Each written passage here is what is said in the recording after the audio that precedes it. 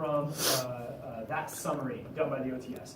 Because of adverse events in the financial markets, material outflows began on September 15, 2008. Coupled with further rating agency downgrades of the holding company and the bank experienced a net deposit loss of $16.7 billion through September 24, 2008. That is 9 days, right?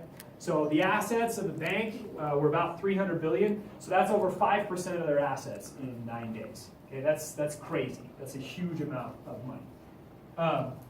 This is what the inflows and the outflows look like. So there was actually a smaller bank run. I should look up what precipitated this. There must have been some recent information in July, and then the bank run that pushed them into receivership was actually in September of 2008.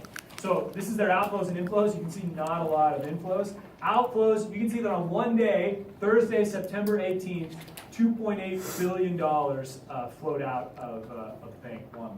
Just to put that into perspective, we did this before.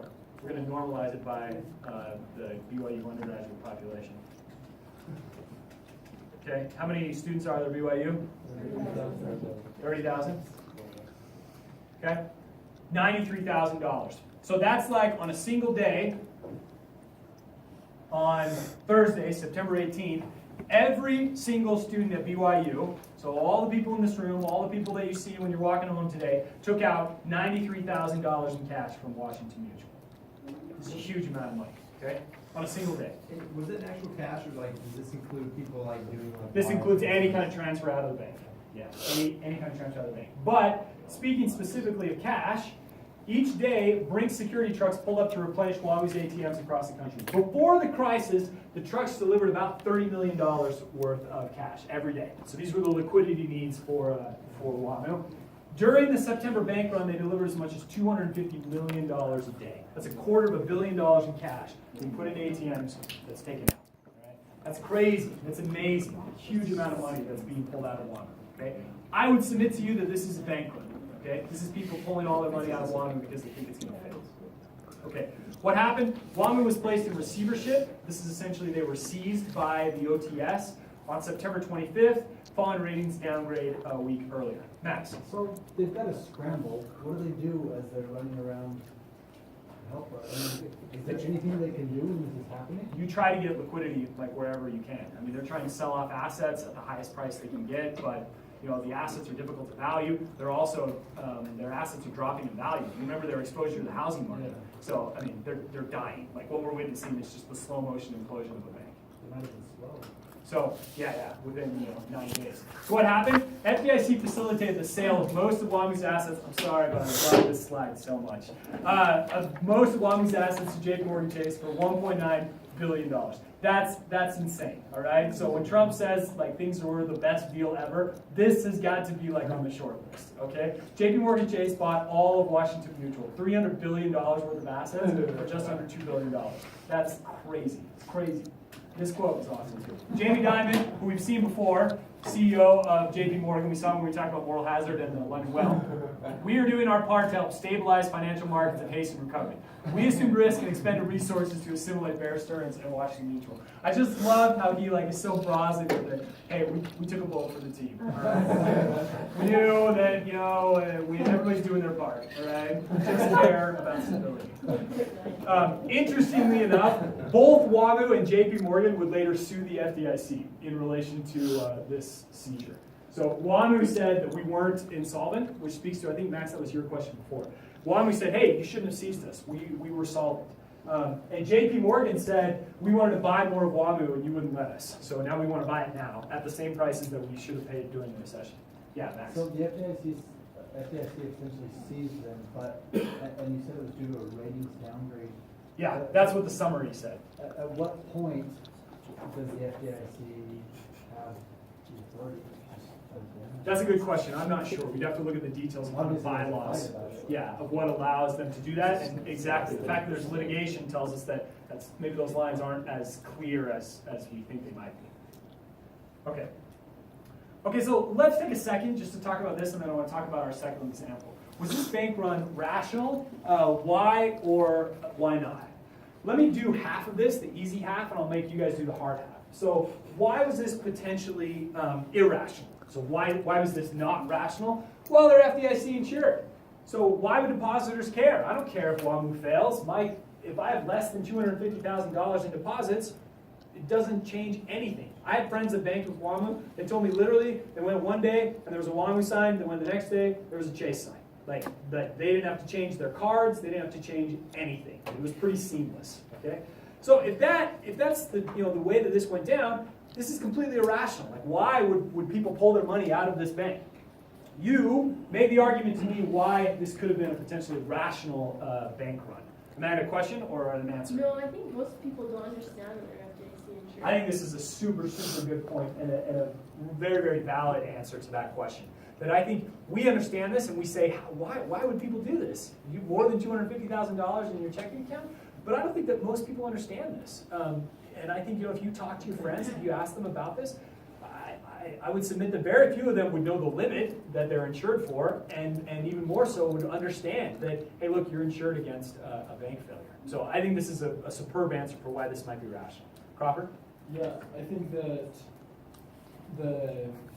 whoever provides FDIC insurance, they don't have like all the money just stockpiled ready to give out. And Good. so if something of this magnitude fails, you might eventually get your money back out, but you would sacrifice liquidity if the bank fails. Good.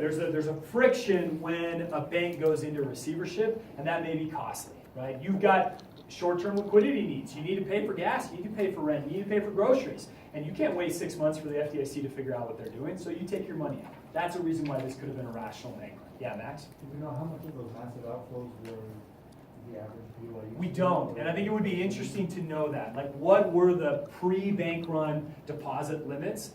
Is this people pulling their money out that have more than $250,000 in their checking account? Because then this would be completely rational as well, right? Amanda? But I think lots of people that do have more than $250,000 in a checking account, the banks will specifically look at that and try to set up another account for them That's so right. they're covered. That's right. I think that's typically what people do as well. But it would be interesting to know this, no less. Okay, let's look at Swedbank. So this is another example of a bank run.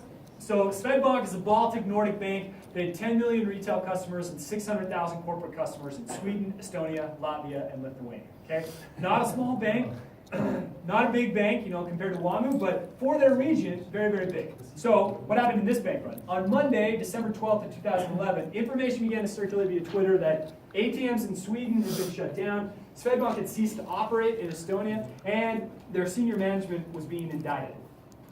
What do you think were the results of this information? Madness. Okay, there's a bank run. What happened? Latvian customers in Riga, which we all know this is the capital of Latvia, they took out $29 million worth of the local currency in one day. 29 million. Is that a lot? Is that a little? Well, let's look at what the normal amount that they pull out. This is 7 times the usual amount that they pull out. If you go back and look at the WAMU numbers, it's the same order of magnitude, right? They went from 30 to 250 million. These guys went from, 4 million to 29 million on a single day.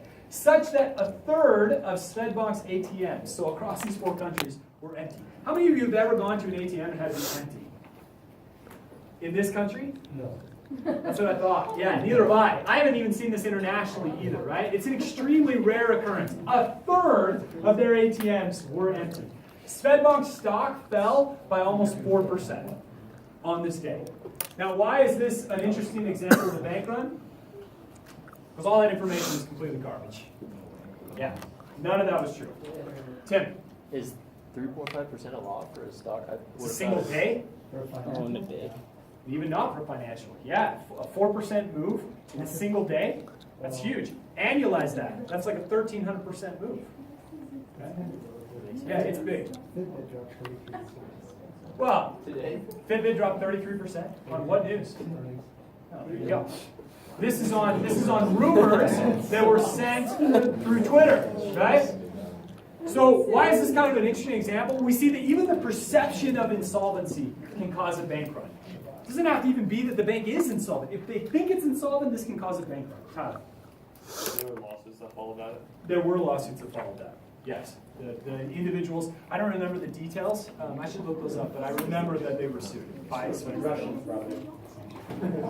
So a smaller bank Krajbanka was taken over by Latvian government 2 weeks before this. What might this have to do with the bank run on Swedbank? The fact that this other local bank was taken into receivership 2 weeks before this. We think Crawford, say that again. I mean, as far as the rumors go, it's more Yeah, credible than- absolutely. So I find out that my neighbor's bank failed. Well, maybe my bank isn't as stable as I think it is either. So we can see how a run on a single bank can spill over across multiple banks and become a bank panic. So that's what we mean when we say a bank panic. We mean a bank run that's occurring at the same time for a number of different banks. Okay. So Swedbank recovered, they maintained solvency, and customers regained confidence. So their stock price bounced back over the crisis. Okay. So let's talk about government fixes to bank runs. We're going to talk about two of them.